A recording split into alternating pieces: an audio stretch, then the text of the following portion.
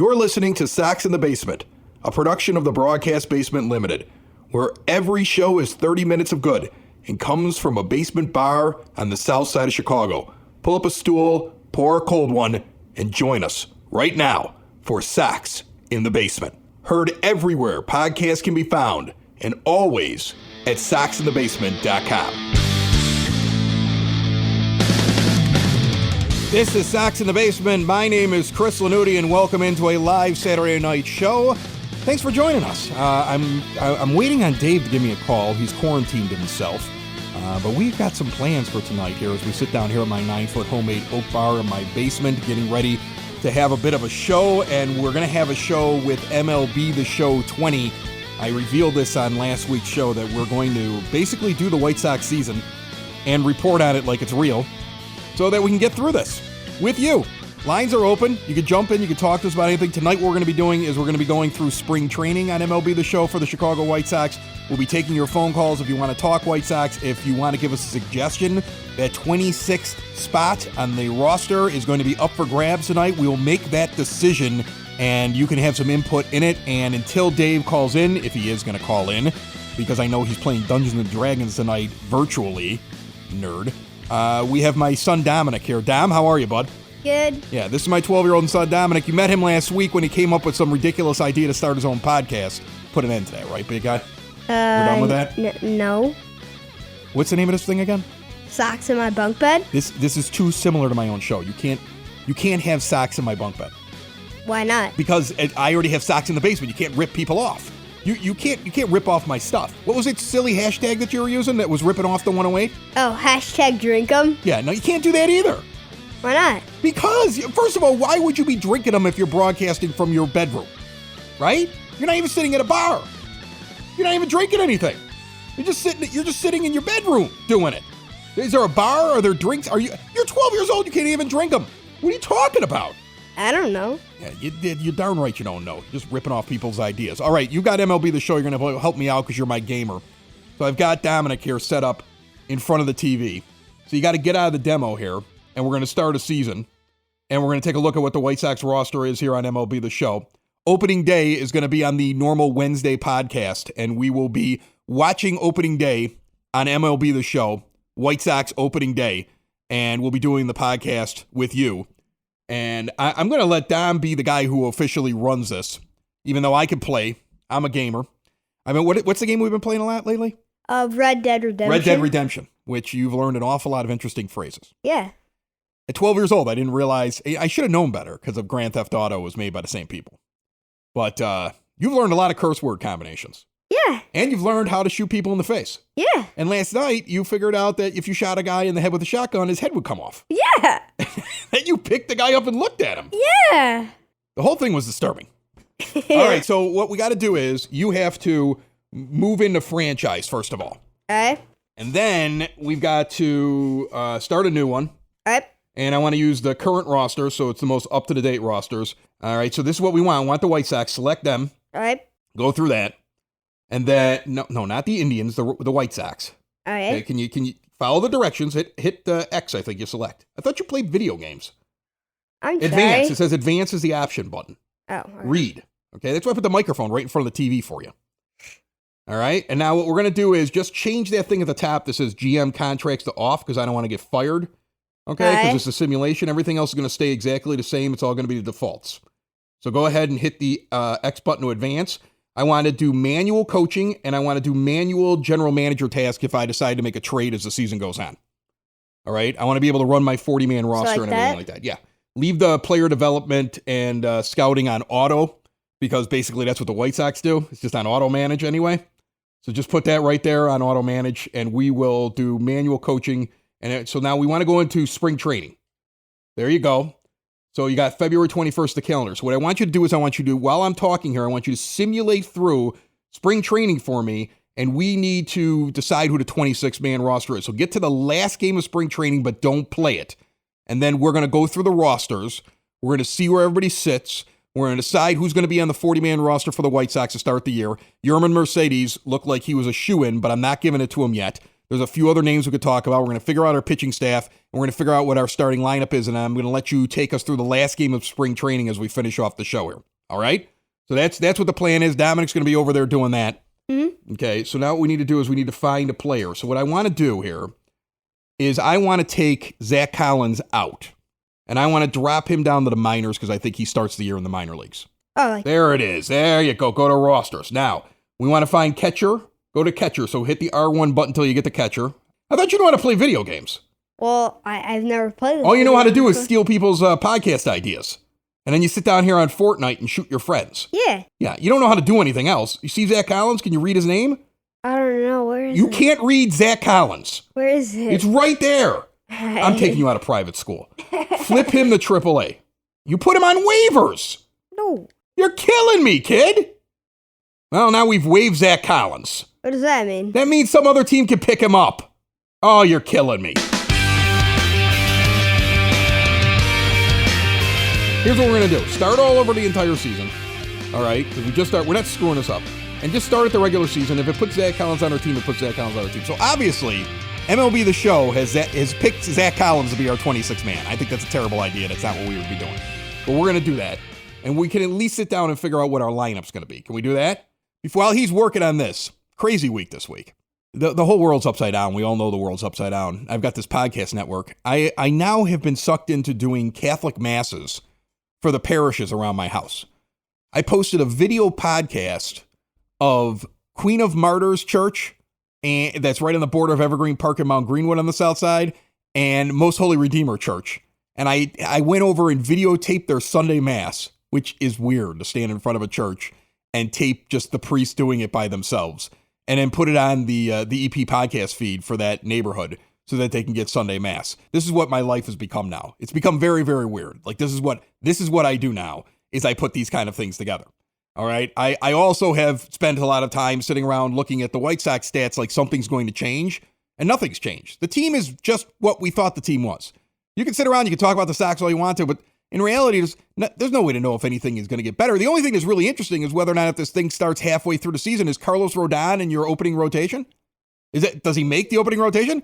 Does Reynaldo Lopez lose out in being in the opening rotation if Carlos Rodon is ready by the time Major League Baseball begins? Because I think he does. I think if you had to pick, like you're still going to bring Giolito out there, and you're still going to bring Dylan Cease back. You're not going to start him in the minors. And you're going to have the guys that you went and picked up, and Gio Gonzalez and Dallas Keuchel, they're going to be out there. So then the choices and then you got Michael Kopech. He's going to be ready. This delay is definitely going to have Kopech ready. So Reynaldo Lopez is never even going to see the starting rotation, right?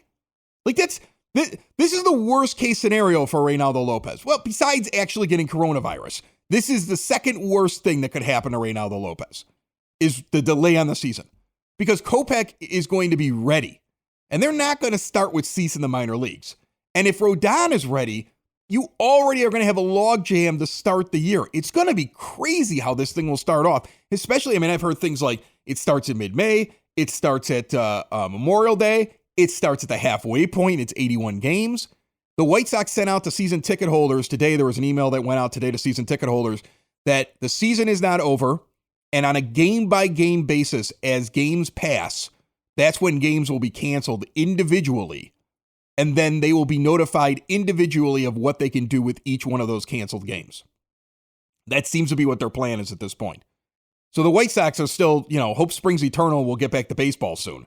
I don't think we're doing it. I think it's going to take a while, but hope springs eternal. Have you figured this thing out yet back here? Let's go to pitching rotation first. There you go.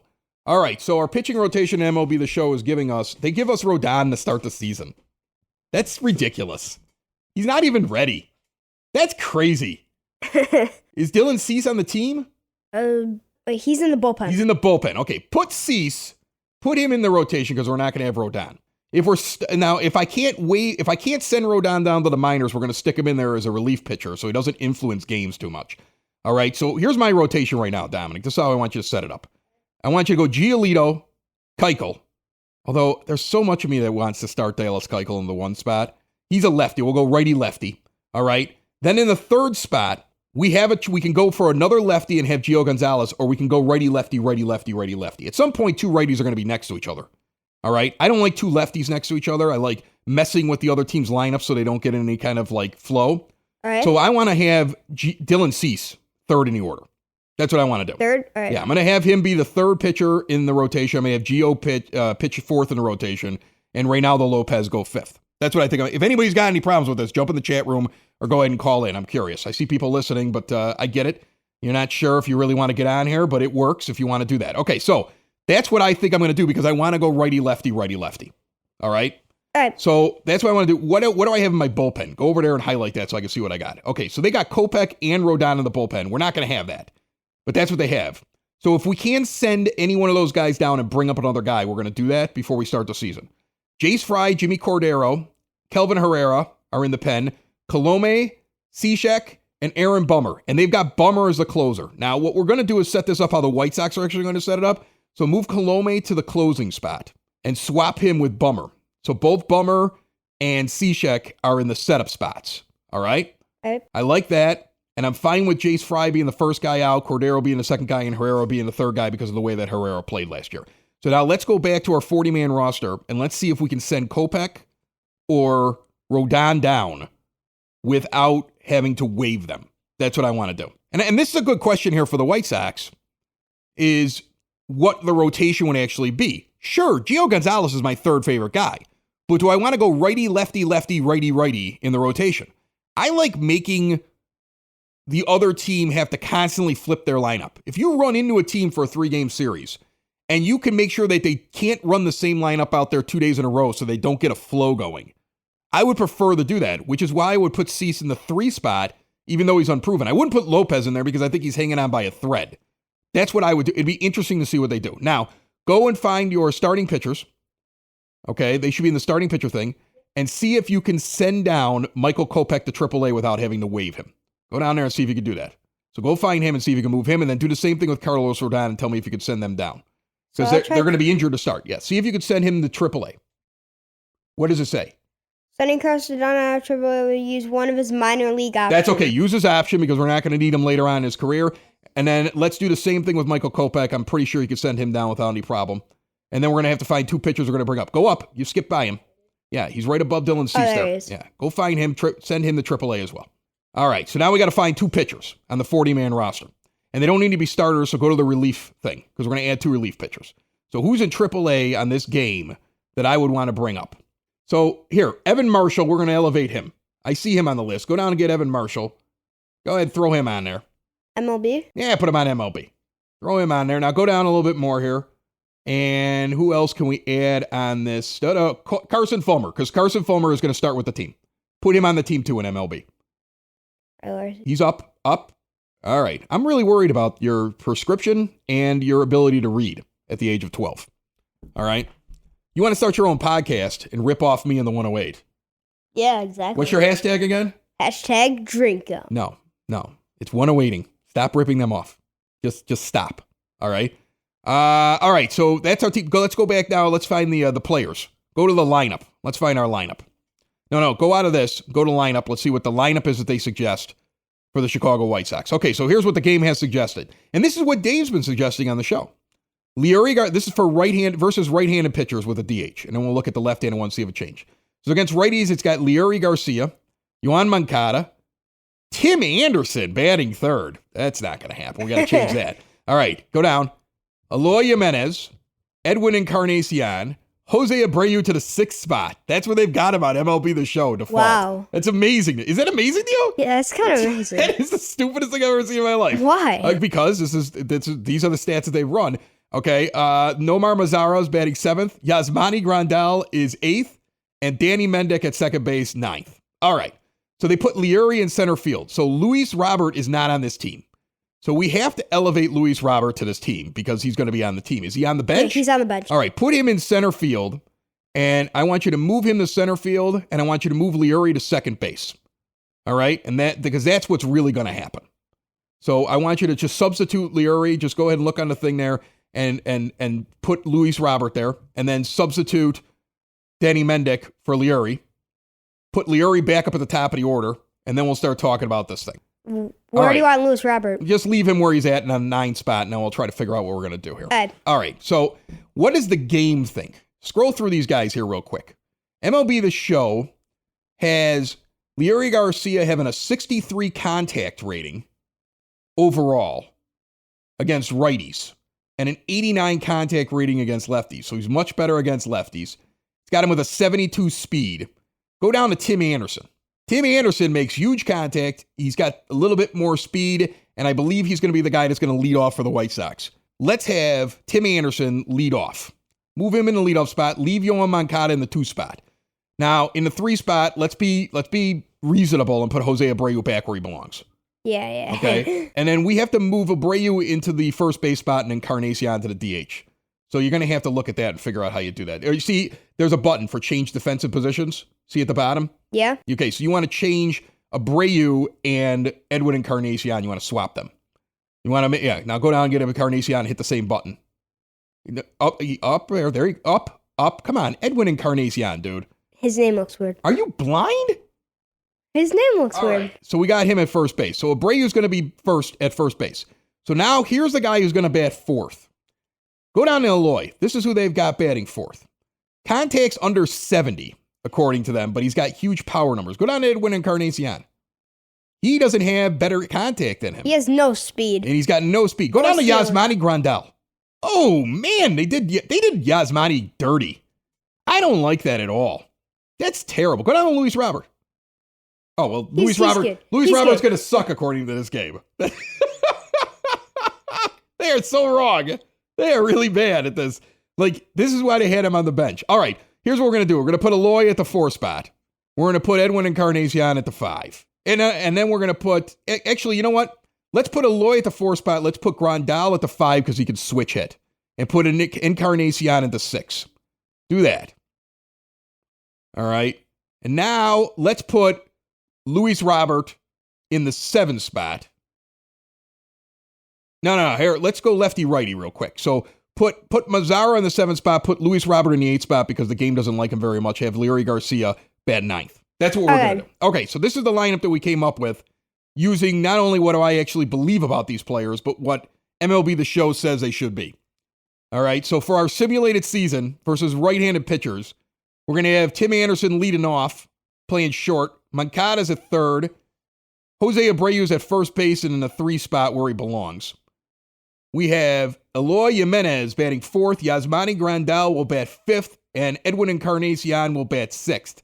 And the reasoning I have behind that is because Moncada can switch hit and Grandal can switch hit. You need to move things around a little bit and not have too many righties. Edwin Encarnacion, I got him batting 6th.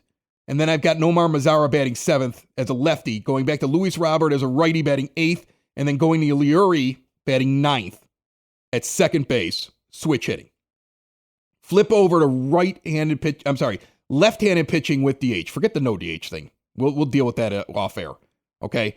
So is there any difference? I see no difference. So I want you to set up the exact same order, and I want you to look at Leury Garcia's stats real quick for me. And we've got him against lefties. He's got 89 contact. Go down to Danny Mendick real quick. Maybe we'll let them platoon with each other. Nah, Danny Mendick's not going to be good either way.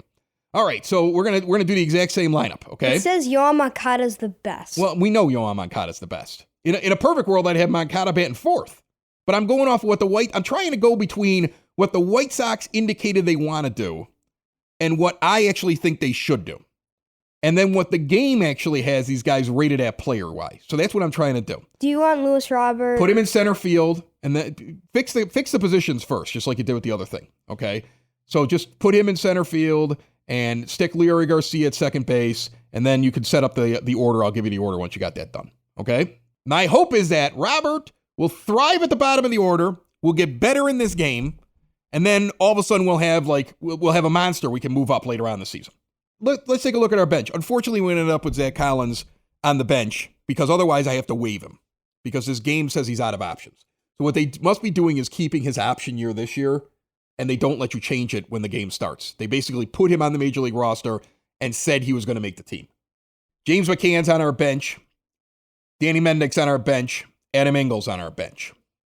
Man, they did your boy Adam Engel dirty too. Yeah. Man, that guy can't hit a right-handed hitter in this game. On a scale of 0 to 100, Adam Engel hits a 35 contact against righties. This game's got him pegged. This game knows exactly what Adam Engel can do and can't do. They've really nailed him down on that one. That's amazing to me. The only thing that they did wrong is I thought he had more power from the left side, and they said he has more power from the right, but he can't hit anything. And then so basically what they've set him up to be is that every once in a while he gets lucky and hits one deep, but otherwise he gets nothing on the right side. And on the left side, he's going to make far more contact, but not have as many home runs. Maybe that's how they figured out Adam Engel. Maybe that's what they were doing. He's got really good speed, and we're going to have that off the bench. Go to this Danny Mendick. Let's take a look at him. We'll look at the guys who are on the bench real quick. Danny Mendick, they got him pretty much average. He's got a 51 and a 55 out of 100 scale. So he's average. He's an average contact guy with below average power in the game, slightly below 50 in the game. They gave him some speed. He's got an 82 speed rating out of 100. So he's going to be able to, he's also a guy you can put on the base pass if we want to go first to third. He's got a pretty good reaction time. He does. He has that. Let's go to James McCann. He's got a star next to him because he was an all-star, and this guy's going to be a backup this year. That's got to be rough for him. I mean, it's got to be like you start the year off and you're like, oh, everything's going to be great. And then it's not great because in the offseason they go out and they get themselves another catcher. Got a comment here in the chat room saying that if the season begins June the 1st, will players like Kopech be affected by service time? The major leagues has not decided that yet. They have been trying to work that out, but they have not. Because right now you don't have a roster. It'll be interesting to see if Major League Baseball decides the teams have to set their 40-man and their Major League Baseball 26-man rosters next week. I kind of think they should. That would make the most amount of sense to do, because if you think about it, the teams then have to make a decision still, like, hey, these are the guys that make our Major League roster, and these are the guys that we're going to send down to AAA. There could be an exemption for guys that were non-roster invitees, where the non-roster invitees could still remain in that system under their payroll and give them like 2 weeks at the beginning of the season, like add extra space onto the teams for warmups, because they're going to have to go back to spring training, right? So what if what they did was they sat there and they said, okay, you have to declare your 26-man roster. You have to declare your 40-man roster. Everything still has to go by the same deadlines. But if you have a non-roster invitee who's not part of any of that, that man remains on your team and will remain part of your we'll call him a spring training squad or a practice squad or something like that. And that practice squad remains part of the White Sox so that when they do get back to extended spring training sometime in May or whenever they decide that they have to come back and they're going to start working out, those guys still have a chance. And any move to your 40-man or your 26-man doesn't hurt any options or anything else like that. But at least it's only if you're using a non-roster guy. That might work. We're going to still keep these non-roster guys. They're still under control of the team because who knows, maybe they're kind of like backups in there.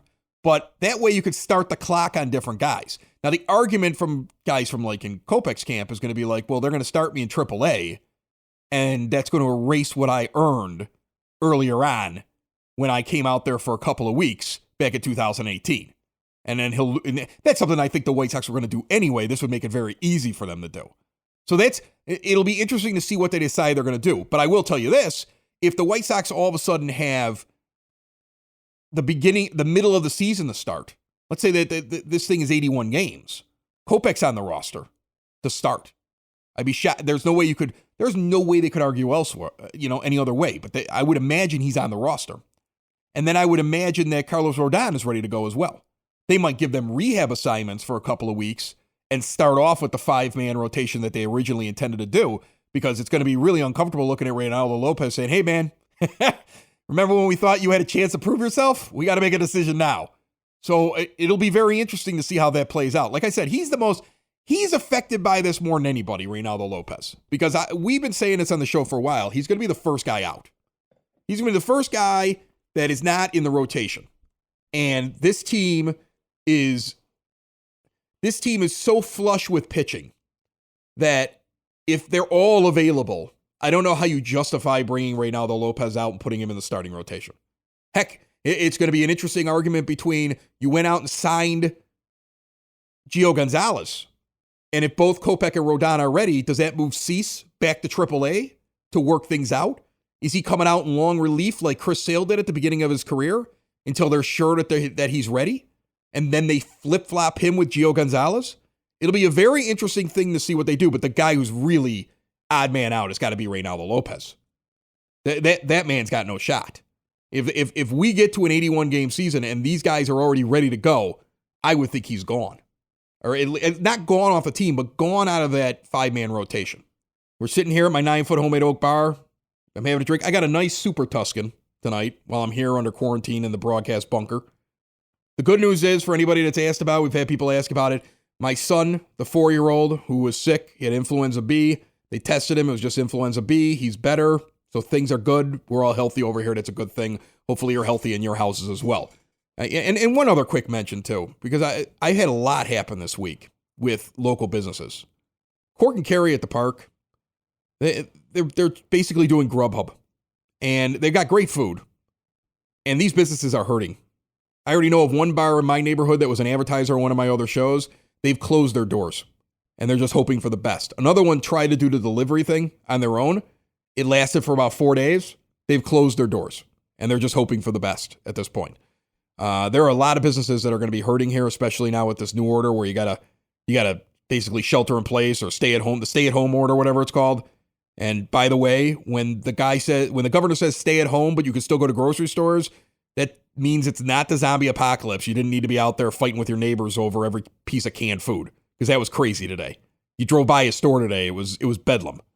I just want to ask that if you're looking for something to do, if you're looking for a change from your canned foods or whatever you're eating at home, go on Grubhub or just go to the Cork and Kerry at the Park website and visit Cork and Kerry at the Park, order a meal, support your local businesses, support the places that support us, support them so they're still there when the ballpark opens back up, because the ballpark is going to open back up and you're going to want places like Cork and Kerry at the Park around. So you're doing your part, helping them go to Grubhub and make an order. Get one of those award-winning burgers. They've got great ballpark food. If you're missing the ballpark, here's an idea for you.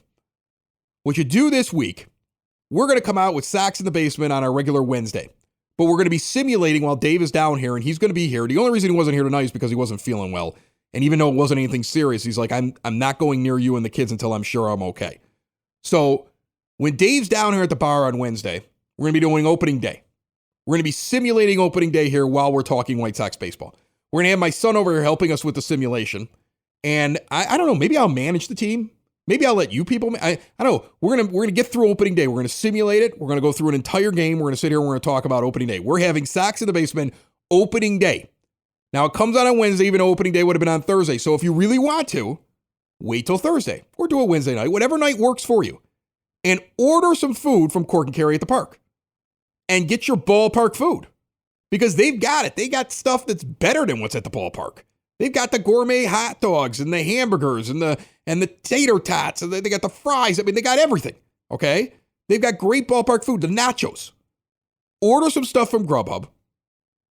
Sit down and listen to a ball game, because Dave and I are going to broadcast the ball game.